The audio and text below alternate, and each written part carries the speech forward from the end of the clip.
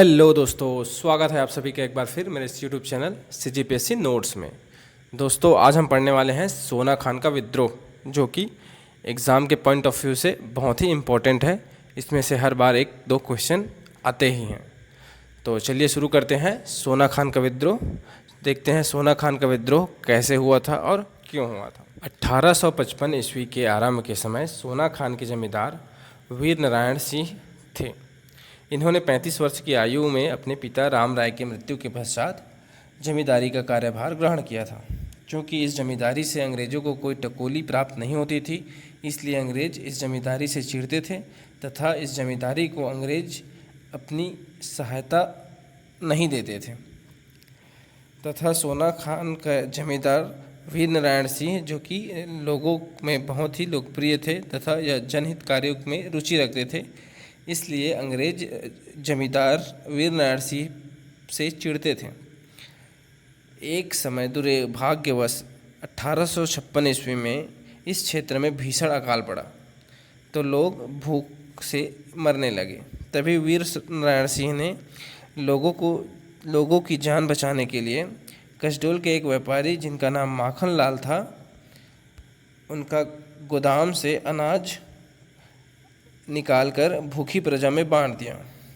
जब यह सूचना अंग्रेजी डिप्टी कमिश्नर चार्ल्स इलियट को पता चला तो उन्होंने वीर नारायण सिंह को बुलाया तथा आदेश का पालन न होने से वीर नारायण सिंह के खिलाफ गिरफ्तारी का वारंट जारी कर दिया।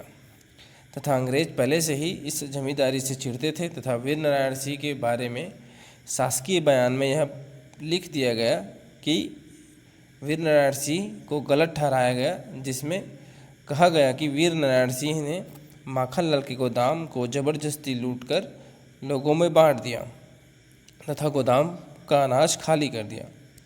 इस कारण वीर नारायण सिंह को दोषी करार दिया गया और गिरफ्तारी का वारंट जारी कर दिया गया। तो दोस्तों, अंग्रेज़ों ने 24 अक्टूबर 1856 को वीर नारायण सिंह को संबलपुर से गिरफ्तार कर लिया गया। उसी समय 1857 का विद्रोह आरंभ हो गया था, जिसका प्रभाव जो है छत्तीसगढ़ में भी पड़ा।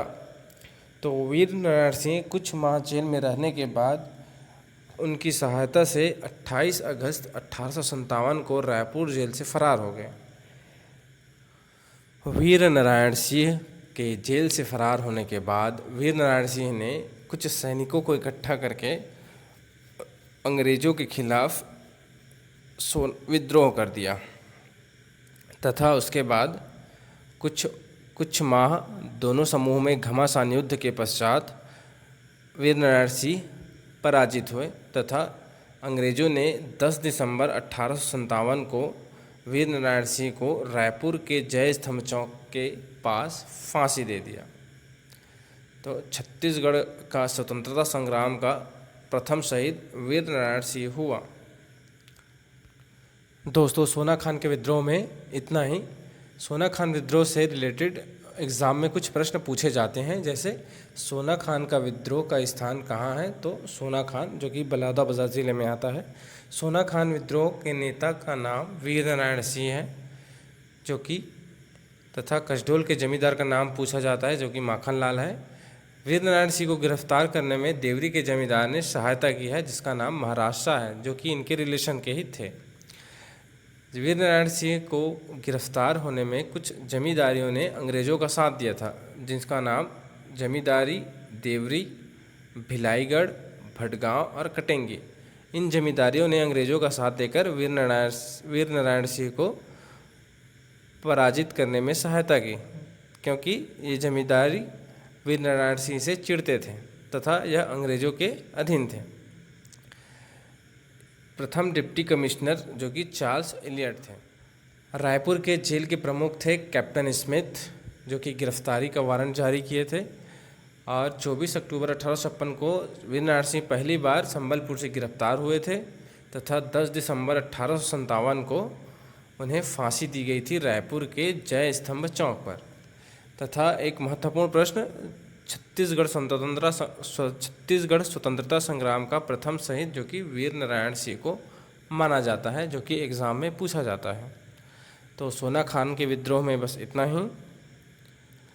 अगर यह वीडियो आपको पसंद आया तो लाइक, कमेंट, शेयर और सब्सक्राइब जरूर करें। अगले वीडियो में हम इसके बाद संबलपुर का विद्रोह और कुछ और विद्रोह हैं तो आगे पढ़ेंगे। अभी के वीडियो में बस इतना ही। धन्यवाद। जय छत्तीसगढ़।